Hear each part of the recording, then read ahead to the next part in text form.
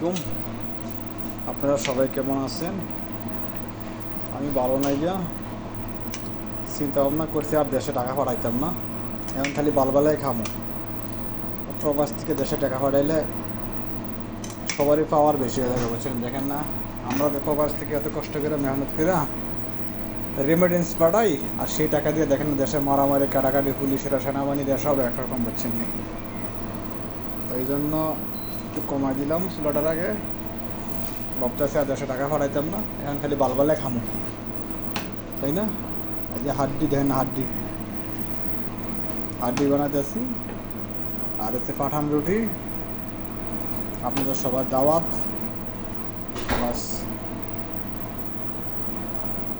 খেয়ালাম দেশে টাকা পাঠায় লাভ কি? খালি মারামারি কাটাকাটি, আজকে হারে মারে, কালকে হারে মারে, পরকে হারে মারে। আমরা চিন্তা ভাবনা করে প্রবাসীরা দেশে টাকা পাঠায় দেশ উন্নত করবো, আর আমাদের রেমিটেন্স দিয়ে বাস পুলিশ বলেন, যত প্রশাসন বলেন, সবাই দেখেন না শুধু শুধু নিরীহ মানুষেরকে মারামারি কাটাকাটি, শুধু এই, আর কোনো কাজ নাই। ভালো থাকবেন, আল্লাহ হাফেজ।